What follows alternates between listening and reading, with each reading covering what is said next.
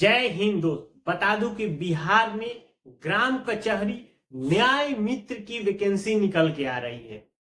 अब ये वैकेंसी कब से भरा जाएगा, कौन लोग इसमें फॉर्म भर सकते हैं, ये वैकेंसी किस तरह से है, एग्जाम देना है या मेरिट के बेस पे है, ये सारी तरह की जानकारियां हम आपको इस वीडियो में बताने वाले हैं। तो इस तरह की पाने के लिए हमारे चैनल को जो सब्सक्राइब करें।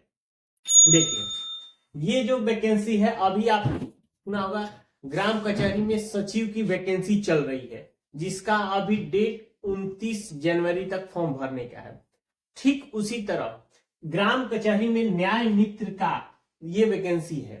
ये जो टोटल वैकेंसी आ रहा है 2304 पदों के लिए है। ये पूरे बिहार के सभी जिलों का मिला के है। किस जिले में कुछ रहेगा कुछ जाएगा, उसी हिसाब से ये पूरा डेटा है। देखिए, अगर नहीं है तो ये देखिए, ये आपका पेपर की कटिंग में मैं आपको नोटिफिकेशन दिखा देता हूं। ठीक है, अब देखिए, पहले क्या था मैं बता दूं कि ये वैकेंसी निकली थी कहां पे, पूर्वी चंपारण में और मुजफ्फरपुर में। ये दो जिला में ये वैकेंसी निकाली गई थी। इस वैकेंसी को ऑफलाइन के माध्यम से न्याय मित्र और सचिव दोनों के लिए निकाली गई थी। लेकिन बाद में हुआ कि अगर हम सभी जिलों को अलग अलग वैकेंसी निकालेंगे ऑफलाइन में, तो कुछ लोगों को पता चलेगा नहीं चलेगा, बहुत तरह की गड़बड़ियां हो सकती। तो इसीलिए जो ऑफलाइन वैकेंसी था उसको कैंसिल कर दिया गया और इस वैकेंसी को भी ऑनलाइन के माध्यम से आपको फॉर्म को एक्सेप्ट करने का नया सूचना जारी कर दिया गया है। ठीक है, तो इसका फॉर्म आपको बता दूं कि ये 1 फरवरी 2025 से आपका शुरू हो जाएगा। उससे पहले पहले इसका एक डिटेल नोटिफिकेशन भी जारी किया जाएगा। तो जैसे ही इसका डिटेल नोटिफिकेशन जारी होगा उसके बाद में आपको इस पे एक और सेपरेट वीडियो बना के और डिटेल से मैं आपको पूरा डिटेल बता दूं। लेकिन फिर भी मैं आपको एक अनुमानता चीज बताता हूं कि कौन लोग भर सकते हैं, क्या चीज आपको रेडी रखना है, ये चीज एक अनुमान है।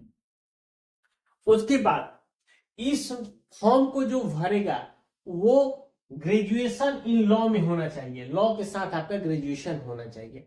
इसमें जो एज मांगा जा रहा है 21 साल से लेकर 65 साल तक एज आपको भरपूर दिया गया है, इसमें कोई कमी नहीं। इसके साथ साथ जब इसका सिलेक्शन का प्रोसेस होगा, इसमें आपको किसी भी तरह का एग्जाम नहीं देना है। वो क्या होगा, वो आपके मेरिट के बेस पे बनेगा।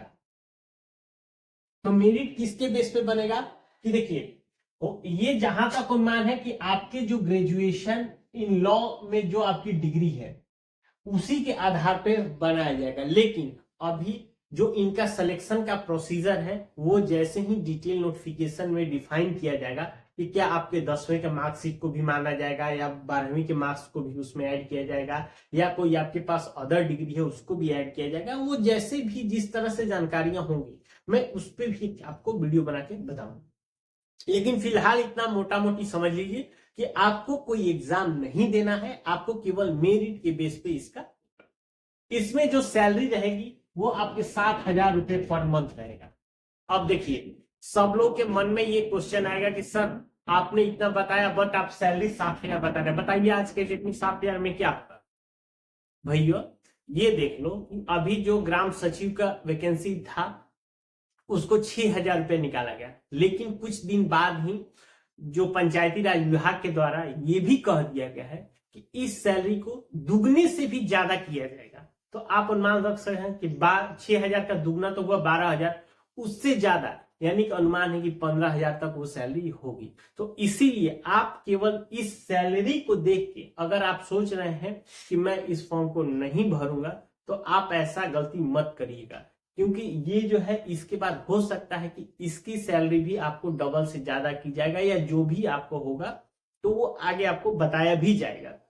तो ठीक है, तो ऐसे भी आपने बिहार में देखा गया है कि पहले नोटिफिकेशन में जो भी था, आप टीचर की ले लीजिए, पहले शुरुआत जो हुआ था क्या था, 1,100 रुपए महीने पे भर्ती हुआ था। आज क्या है, आज वो एक अच्छे खासा शिक्षक है, सरकारी शिक्षक है।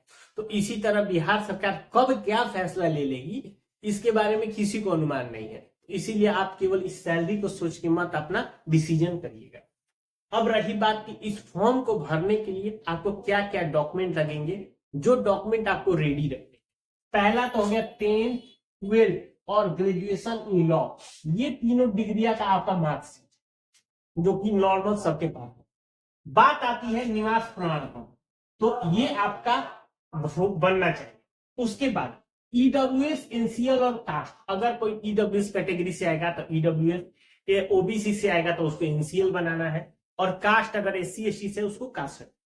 तो जो भी लोग, अगर किसी के पास ये डिग्री है और उसको लगता है कि मुझे इस फॉर्म को भरना चाहिए, तो आप अभी से, क्योंकि 1 तारीख से फॉर्म शुरू होगा, तो उससे पहले आप अपना डॉक्यूमेंट बना के रेडी रखिए या डॉक्यूमेंट को प्रोसेस में कर लीजिए। उसके बाद आधार कार्ड में आपका मोबाइल नंबर जोड़ा होना चाहिए, पैन कार्ड, ये हो गया।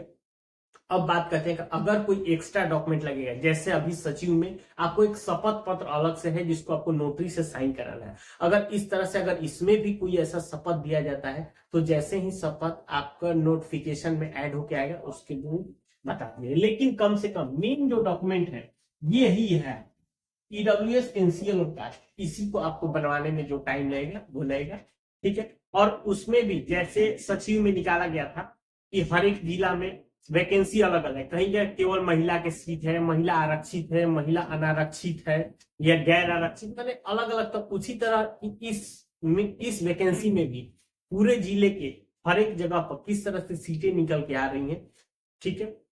तो इसका आप डिटेल नोटिफिकेशन का वेट कर लीजिए।